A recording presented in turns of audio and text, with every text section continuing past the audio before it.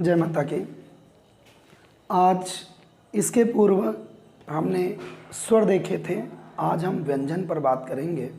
वर्णमाला के आगे भाग में स्वर के बाद व्यंजन। तो व्यंजन की अगर बात करें तो जैसा कि इसके पूर्व वीडियो में मैंने बताया कि जो व्यंजन हैं वो व्यंजन कुल मिलाकर के तो 39 हैं, लेकिन मुख्य या मूल व्यंजन की बात करें तो 33 हैं।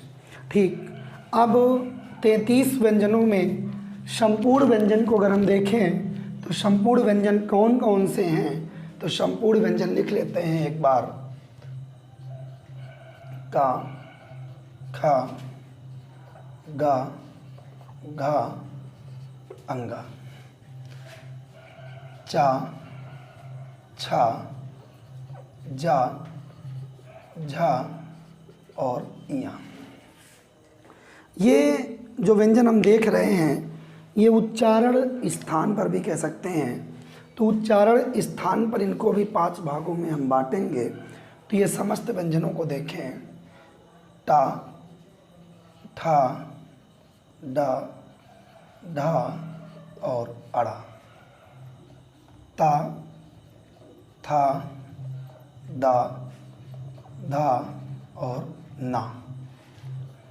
पा, फा, बा, भा, मा। इस प्रकार से स्पर्श व्यंजनों की संख्या कुल 25 हुई। और 25 जो स्पर्श व्यंजन हैं, इसके पश्चात ध्यान दीजिएगा, मैंने कहा स्पर्श व्यंजन कितने हैं, तो स्पर्श व्यंजन है 25। स्पर्श व्यंजन कितने हुए? 25। और स्पर्श के बाद अब आते हैं अंतस्थ व्यंजन। अंतस्थ व्यंजन, और अंतस्थ व्यंजन होते हैं या, रा, ला और वा। या, रा, लावा के बाद अंतस्थ के बाद अब हमारे जो व्यंजन आएंगे वो आएंगे ऊष्मीय। ऊष्मीय व्यंजन ये होते हैं सा, खा, सा, हा। सा, खा, सा और हा। इसके पश्चात संयुक्त व्यंजनों की बात करें तो संयुक्त व्यंजन मतलब संयुक्त का तात्पर्य है कि जो 2 व्यंजनों के मेल से बने हों, 2 व्यंजनों के मेल से बने हों तो वो संयुक्त व्यंजन हुए। तो संयुक्त व्यंजन में छ, त्रा, ज्ञा और स्रा। इसके अब इस प्रकार हम देख रहे थे, जैसा कि मैंने बताया था कि टोटल 39 व्यंजन हैं। इन 39 व्यंजनों में मैंने 25 स्पर्शी व्यंजन या स्पर्श व्यंजन, इसके पश्चात अंतस्थ के 4 देखे, 25, 4, 29 और 4 आपके ऊष्मीय। ऊष्मीय के पश्चात संयुक्त भी 4, तो 12 और 25 मिलकर के अभी तक हमारे व्यंजनों की संख्या 37 हुई। अब 37 व्यंजनों के बाद अगर हम बात करें तो उच्छिप्त या रूढ़ व्यंजन। उच्छिप्त या रूढ़ की बात करें तो ये आपके 2 व्यंजन होते हैं।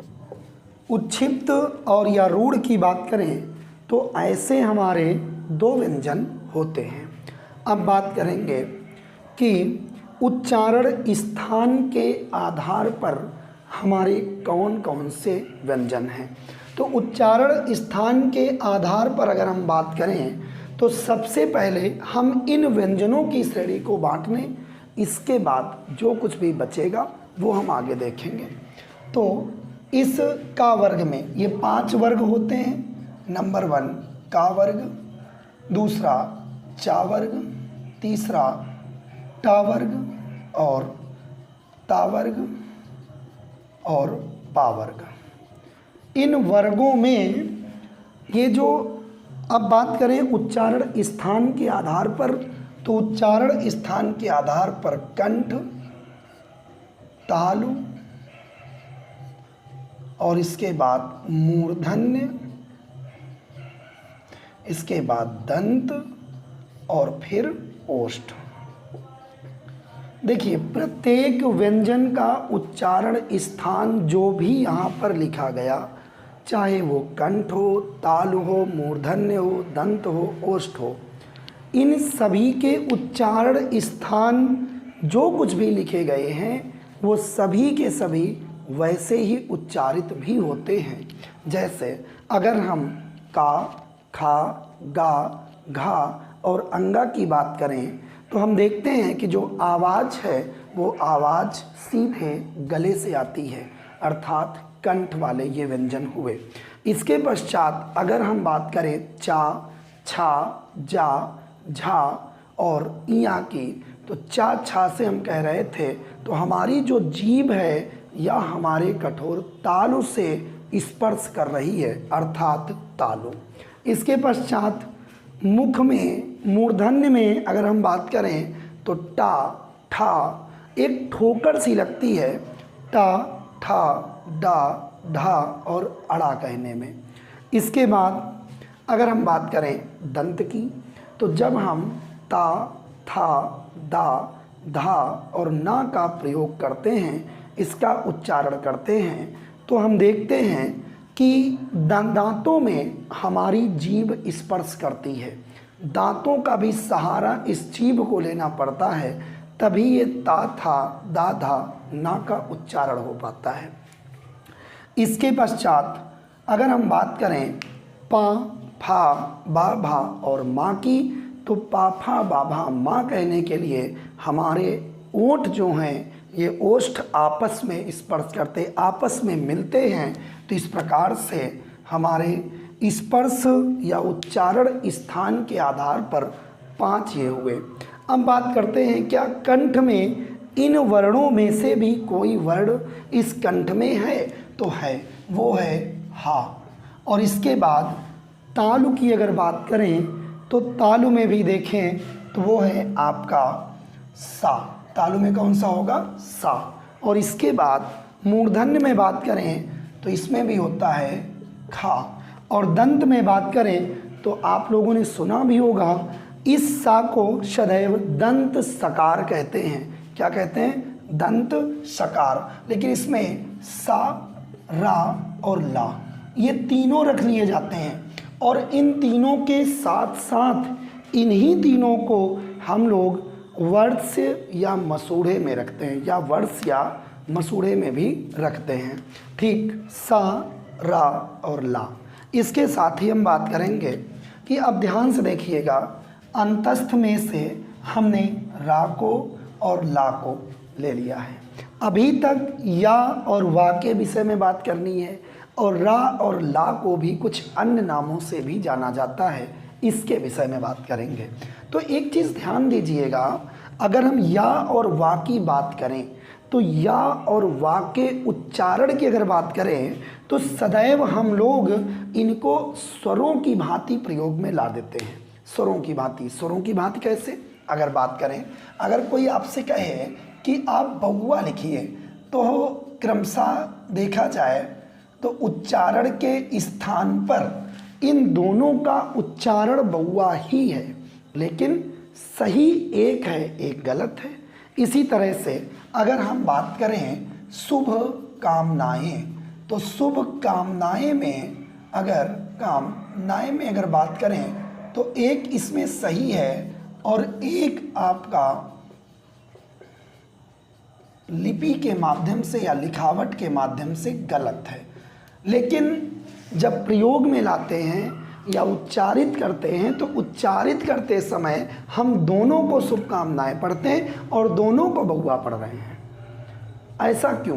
क्योंकि ये जो या और वा हैं, इन दोनों का उच्चारण की दृष्टि से देखें तो ये दोनों स्वरों की भांति काम करते हैं। अर्थात हम अगर बात करें तो या और वा को क्या लिख सकते हैं? हम लिख सकते हैं ये दोनों अर्ध स्वर हैं। इधर लिख लेते हैं अर्ध स्वर। अगर बात करें कि अर्ध स्वर कौन से हैं, तो अर्ध स्वर हैं या और वा, या और वा। ठीक है ना? इसे मिटा रहे हैं।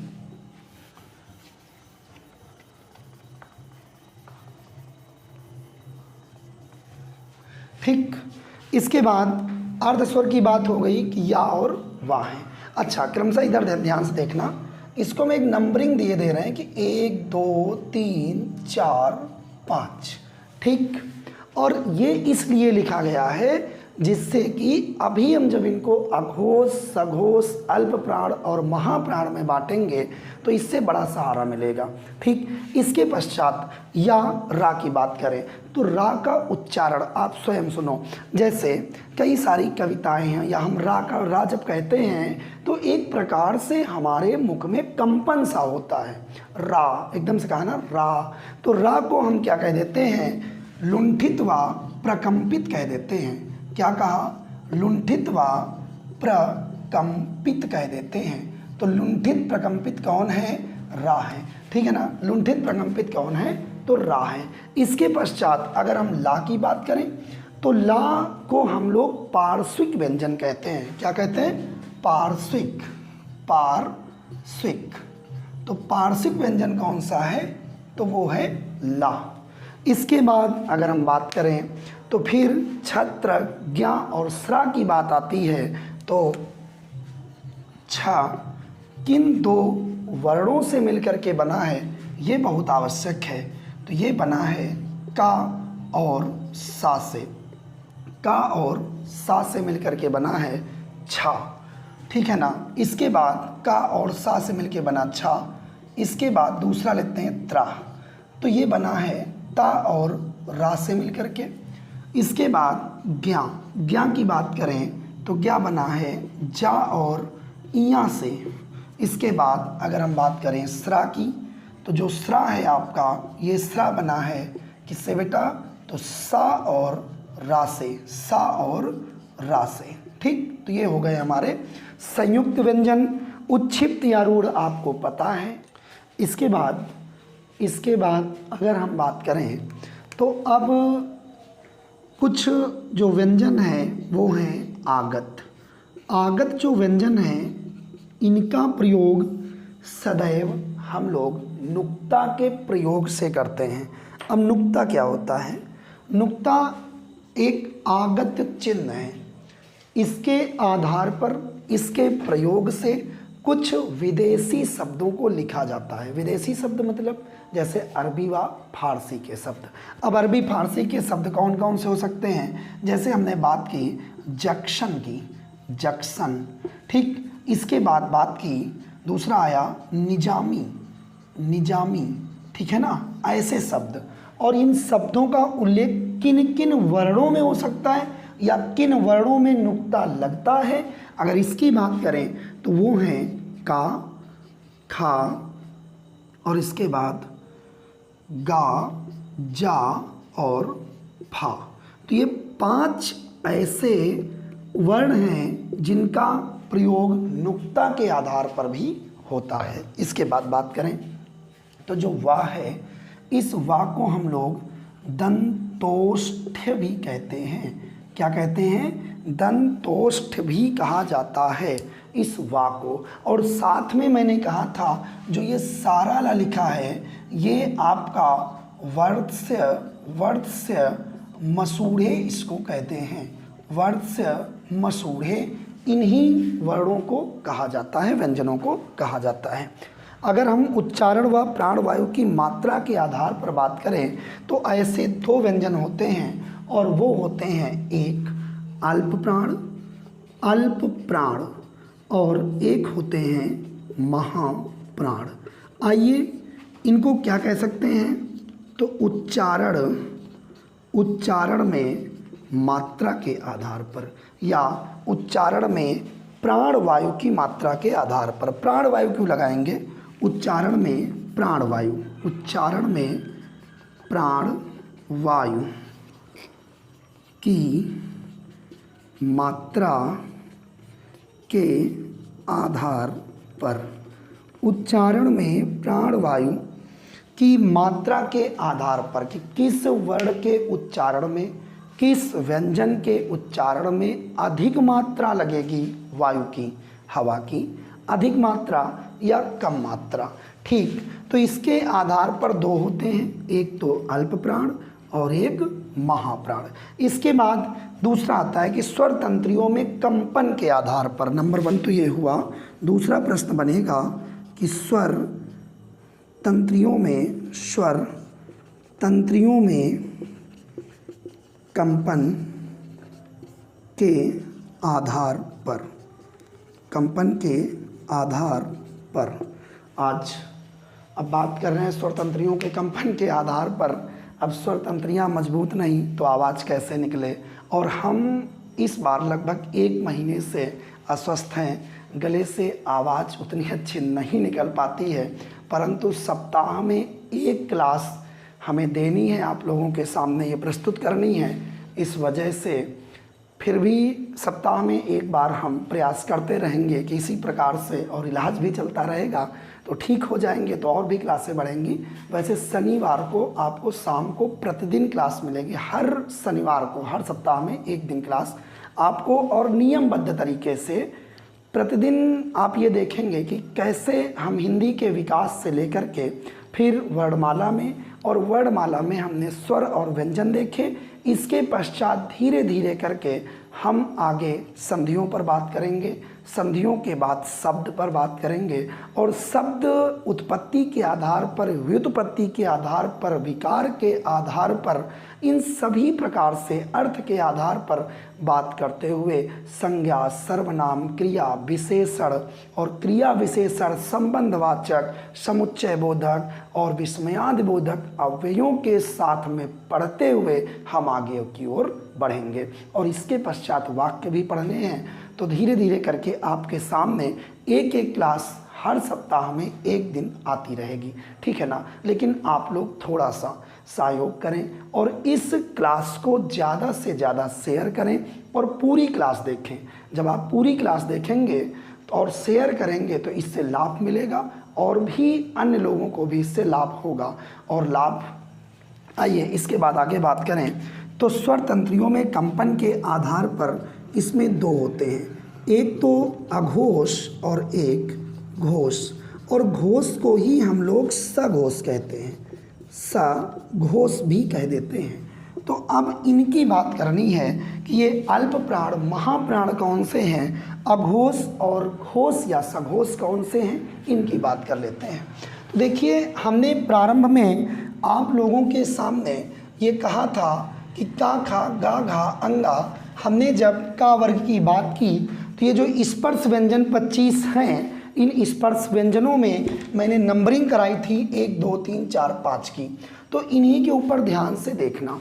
अब जब हम लोग अल्प प्राण की बात करें, महाप्राण की बात करें, तो सदैव एक चीज़ याद रखिएगा, जब कभी भी हम कोई भी क्लास पढ़ें तो उसमें ये नहीं कि हमें रटना है, रटना कुछ नहीं, आप केवल एक बार समझिए, समझने का प्रयास करेंगे तो आएगा। जैसे मैंने इसमें का वर्ग, चा वर्ग, टा वर्ग, ता वर्ग, पा वर्ग में बताया था कि जब हम उच्चारित करते हैं का, खा, गा, घा, अंगा, तो क्रमशः जो आवाज़ निकलती है वो हमारे कंठ से निकलती है। उसी प्रकार से आप सभी व्यंजनों का उच्चारण करके देखिए। जब हम पा, फा, बा, भा, मा कहते हैं तो एक बार अपने ओंठों को देखिए, ओंठों को बिना टच किए या बिना स्पर्श कराए आप पा, फा, बा, भा, मा का उच्चारण नहीं कर सकते हो। अतः हम स्वतः ही जान जाते हैं कि ये ओष्ठ व्यंजन हैं। कौन से हैं? ओष्ठ व्यंजन हैं। अब बात करें तो ध्यान दीजिएगा अल्प प्राण और महाप्राण की। अल्प प्राण कम वायु, महाप्राण अधिक वायु। तो देखिए, अंग्रेजी में भी आप देखते होंगे, इसको कहते हैं के और इसको कहते हैं के एच, इसको कहते हैं जी, इसको कहेंगे जी एच, इसको कहेंगे एन। ठीक, अभी तक अब इनको थोड़ा सा थोड़ी देर के लिए आप अलग करिए, ठीक है ना, फिर उसके बाद अभी हम बताएंगे। आप इन पर ध्यान दीजिए, इन 25 पर, और 25 को हम नंबरिंग हमने दे दिया है, 25 की नंबरिंग के आधार पर मैं यहाँ लिख दूंगा, उसके बाद शेष व्यंजनों को हम यहाँ पर लिखेंगे। ठीक, तो इसमें अल्प प्राण, तो सबसे पहला क्या होगा? अल्प, दूसरा महाप्राण, तीसरा फिर अल्प प्राण, चौथा फिर महाप्राण, फिर अल्प प्राण और पुनः फिर महाप्राण। ठीक, तो लेकिन अब तो कुछ है ही नहीं, 5 हैं, तो आप कह सकते हैं अल्प कौन कौन से हैं? 1, 3 और 5। इसी के साथ में अगर हम अल्प की बात करें तो अल्प प्राण में या, रा, ला और वा भी आ जाते हैं। या, रा, ला और वा, ये कैसे हैं? तो अल्प प्राण है। बात आती है महाप्राण की। तो महाप्राण में ध्यान दीजिएगा 2 नंबर और 4 नंबर के जितने भी हैं, चाहे वो खा हो, छा हो, ठा हो, था हो, फा हो, ये सभी तो हम कहेंगे 2 और 4। और उसके बाद बचे हुए ऊष्मीय व्यंजन सा, खा और सा, ये तीनों व्यंजन। ठीक, इसके बाद बात करें तो आता है कि स्वर तंत्रियों में कंपन के आधार पर। अब स्वर तंत्रियों में कंपन के आधार पर कौन से होंगे? तो स्वर तंत्रियों में कंपन के आधार पर भी इन्हीं में से बांट के देखते हैं। जैसे हम लोग उच्चारित करते हैं का, खा, गा, घा, अंगा, चा, छा, जा, झा, इया, टा, ठा, टा, ठा, डा, ढा, अड़ा, ता, था, दा, धा, ना, पा, फा, बा, भा, मा, या, रा, ला, वा, सा, खा, सा, हा। जब हमने उच्चारण किया किसका? अघोष में, तो अघोष में देखा कि बहुत ही कम घोष लग रहा है, मतलब कंपन बहुत कम है। इसका तात्पर्य हुआ कि अघोष में तो हमारे 1 और 2 ये दोनों कौन से होंगे? अघोष। और 3, 4, 5 कौन होंगे?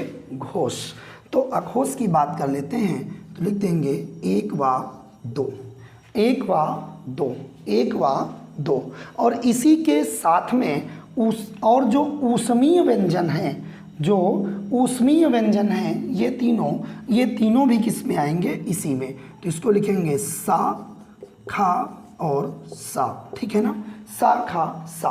अब ध्यान दीजिएगा, मैंने देखा था हरदेव बाहरी में, तो हरदेव बाहरी ने इस सा को, इस वाले सा को, मतलब किस सा को? तो दंत सकार को इसमें नहीं रखा, लेकिन इसी के साथ भी अन्य भी कुछ किताबें हैं जिन्होंने सा को रखा।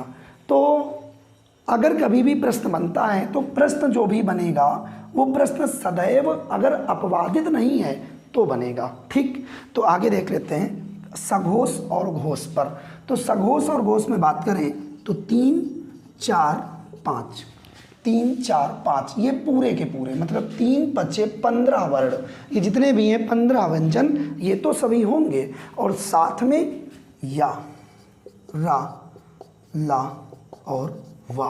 और इसी के साथ हमने देखा कि अघोष में हमने हा को नहीं रखा था, हम किस में रखेंगे? सघोष में। किस में रखेंगे? सघोष में। और साथ में और बात करें तो और समस्त स्वर भी किस में आएंगे? वो भी सघोष में ही आएंगे। अभी एक चीज़ छूट रही है और वो है नासिक के व्यंजन कौन कौन से हैं। तो यहाँ पर लिख लेंगे नासिक के व्यंजन, नासिक के व्यंजन। ठीक है ना? तो नासिक के व्यंजन कौन कौन से हैं? तो ये आएंगे आपके अंग। ठीक, इसके बाद में अब ये तो अंग तो आपका अयोगवाह हो गया। ठीक है ना? और आप जानते हो अंग अयोगवाह की बात करते हैं, अंग और आहा की, तो उसमें अंग तो नासिक में चला गया, बात आती है आहा कहाँ गया? तो आहा आया कंठ में। आहा कहाँ आएगा? कंठ में। ऐसे याद रखना, आहा का उच्चारण स्थान कौन सा है? कंठ है। चाहे तो आप यहाँ लिख सकते हो आहा। आहा कहाँ आ जाएगा? कंठ में। तो ये आ गया अंग। अंग के बाद में अंगा, और अंगा के बाद में इया, और इया के बाद में अड़ा, अड़ा के बाद में ना, ना के बाद में मा। ये सभी नासिक के व्यंजन होंगे। और नासिक के साथ साथ अगर बात करें तो ये ऐसे व्यंजन हैं जिनका प्रयोग 2-2 जगह पर होता है। मतलब हम इनको नासिक में भी रखते हैं और साथ में इनको वर्गों में भी बांटते हैं। और तीसरी चीज़ कि इन सभी को हम अलग अलग, इसको ओष्ठ में, इसको दंत में, इसको मूर्धन्य में, इसको तालु में और इसको कंठ में रखते हैं। ठीक है ना? तो इस प्रकार से ये सभी अलग अलग बांटे गए हैं। ठीक है ना? और इसी के साथ एक दिन के पश्चात या हम कह सकते हैं कि 5 सितंबर को एक ऐसा दिन है जिस दिन को प्रत्येक भारतीय को कभी नहीं भूलना चाहिए, और वो दिन है शिक्षक दिवस का। शिक्षक दिवस क्यों? तो हमारे जो प्रथम उपराष्ट्रपति रहे और 2 बार, और प्रथम उपराष्ट्रपति के साथ साथ द्वितीय राष्ट्रपति के पद को सुशोभित करने वाले डॉक्टर सर्वपल्ली राधाकृष्णन जी की जयंती है। राधा कृष्णन जी का जो जन्म है वो 5 सितंबर 1888 में मद्रास में एक गरीब ब्राह्मण के यहाँ होता है। उनके द्वारा जो वक्तव्य रखे गए या जो उनके विचार थे, उन विचारों के माध्यम से उनको जाना गया। उन विचारों में अगर बात करें तो क्योंकि वो एक शिक्षक थे, एक दर्शन शास्त्री थे, एक अच्छे लेखक थे। शिक्षक थे, दर्शन शास्त्री थे और एक अच्छे लेखक थे।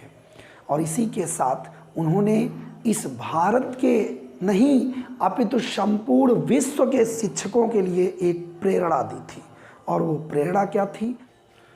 पुस्तकें वह साधन हैं जिनसे हम विभिन्न संस्कृतियों के बीच में एक पुल का निर्माण कर सकते हैं। शिक्षक वो नहीं होता जो छात्रों के लिए तथ्यों को उनके सामने रख करके उनके ऊपर जबरन थोपे। शिक्षक तो वह है जो छात्र को आने वाली कल की चुनौतियों के लिए उसे तैयार करे, उसे मजबूत बनाए। और इसी के साथ आज की क्लास से हम विदा लेते हैं। जय हिंद, जय भारत। आज के लिए इतना ही। नेक्स्ट अगले सप्ताह।